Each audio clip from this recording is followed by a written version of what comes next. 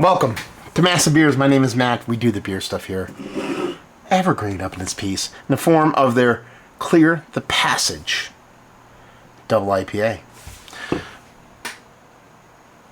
This comes courtesy of our boy Ty, friend of the channel, watcher of the channel. We went out and about, did some brewery hopping. He gave me some Evergrain. Let's get to it. What do we have there? Double IPA, Evergrain Brewing Company. There's no date in the can because they don't date. Camp Hill, PA, 8.8%. Double India Pale Ale. That's all we get. Ty assures me these are well kept, not all that old. Double IPA. He saddled me with a triple IPA too. There's triple IPA in there, so I'm not a big triple guy. So we'll see how that shows and proves. Label-wise, I really like this. It's just a bunch of eyeballs and dice and orbs. But there's something about the layout. Again, Evergrain, I think they have one of the better kind of art designs when it comes to their can art. So in general, and vertical barcode. So makes me even happier. Yeah, that looks the part of a double IPA.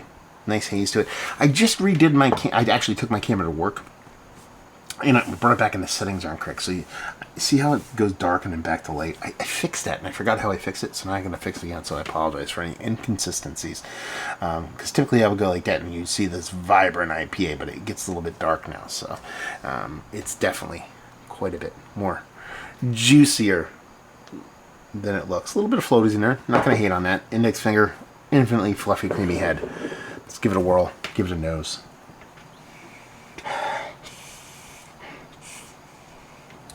I have such high hopes for this beer because I think it might be giving me this grassy green unkept lawn thing that I love so much. Almost like a minty grassiness, which is like a thing I just rarely find in today's hazies, and is just one of my favorite all-time kind of flavor profiles. But in the grand scheme of things, it is fruit. It is juicy fruit. It is tropical fruit, leaning with a hefty dose of citrus elements. I think we want to go, where do we want to go? Citrus, something a little bit more. It's not papaya, it's not mango, it's not kiwi. There's something, it's almost like, again, we lean probably closer to like juicy fruity gumminess.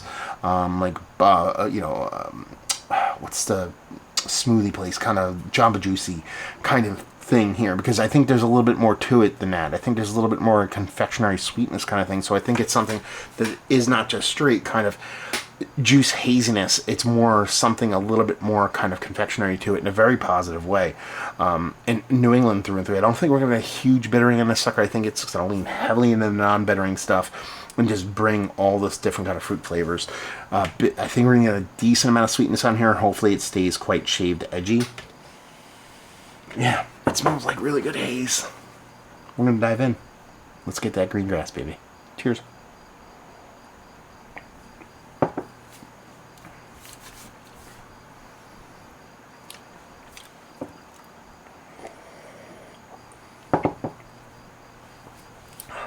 That's so good. That's so good. Yeah, it's got that little chlorophyll-y green grassy thing, man. I just don't really get it all that much. And nowadays, it's not super ranky. It's not unkept lawny. It's a little bit more manicured lawny kind of greenness. And when I say that, hopefully that resonates with people. And I don't know how many of you out there have cut their own lawns. But you know, if you mow a lawn, is this like stuff everybody knows? I don't know. So if you mow a lawn, like if you mow, like I live in a farm, so if I mow my field, I get this kind of taste in my mouth. You know, you breathe in all those bits and pieces. I get an incredibly different flavor, both aromatically and in my mouth, because you breathe in those particles. You taste that grass that's flying in the air. Infinitely different than if I do my backyard versus when I do my front yard. We have a large property, so, you know, depending on what kind of grass I'm cutting. And I've said this for years, so I don't know why I've never actually broken this down as more of like, okay, this is what I'm talking about. But it's like I get a very distinct difference between what I'm cutting, you know, on my property. And that's kind of what I get in this, is that it's like it's kind of like the nicest part of my lawn with a little bit of crabgrass, like a little bit of whatever, but nothing too crazy.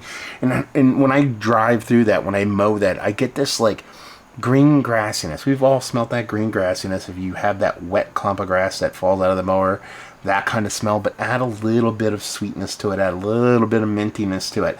That's the vibe I'm talking about, and I'm definitely getting it here. And I used to get it not all the time, but in the beers that I personally put on a top-notch S-tier level, I would get that every now and then. I would say several times a year, but not like all the time.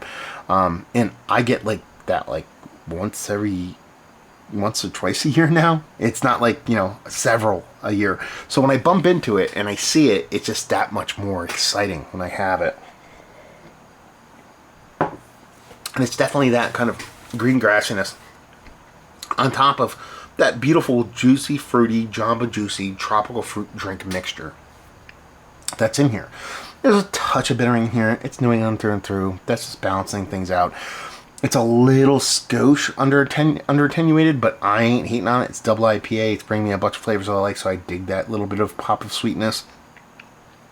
If I'm going to get ultra really nitpicky, maybe the mouthfeel's A tier, not S tier. But again, I'm just looking for nitpicks at this point. This is really good stuff. Thank you very much, Ty, for dropping this off on me. This is really good stuff. Both Evergrains you gave me are absolutely just bangers. Bangers of beer. And I don't know if I like this one or the other one better. Maybe Chromachasm. Maybe a hair better. I don't know. I think I went on both. They're both equally delicious. Let's put it that way. So yeah, if you're really looking, if you understand that green grassy analogy that I use, and you love that and you miss that, this has got it. This has got it in a very, very fun way. So yeah, tropical fruit abounds. That nice greenness that I attribute to kind of grassiness. Nice mouthfeel, not S tier, but very nice. Slightly sweet, but double IPA. Appropriate levels. Done and done. This is one of the better double IPAs I've had. It's like, yes. Mount Rushmore status. Probably just on the outside looking in. And that's just because I've had, I mean just on the outside looking in, it's 4 double IPAs. I think I've had 4 double IPAs I've liked better than this in the past several months. I've reviewed so many, to even be on the outside looking in, I think that's good. Value and availability. Evergrain, I see their stuff, but I don't know if I see all their stuff. Ty, let me know like if you see this like everywhere. If you had to pick this up at the brewery, I don't know. And anybody else out that way, or anybody else has had that, and leave you with if you like what we like. If you like that green thing I was talking about, if you like tropical fruit juiciness, if you like just well done hazy double IPA that's drinkable, that's not overly sweet and just not like reduced butternut squash soup that's super goop, you'll dig this. Right? I pointed on the table like, you'll dig this, and my arm's like going like this, like you can see that, so that's why I did that. There you go. Evergrain. Have you been to the brewery? Have you had their beers? Have you had this beer? What's your favorite beer from Evergrain? All that fun stuff down there. Hopefully you enjoyed the review. Hopefully enjoying a little bit of a clear the passage double IPA. Hopefully see you next time. Cheers, y'all.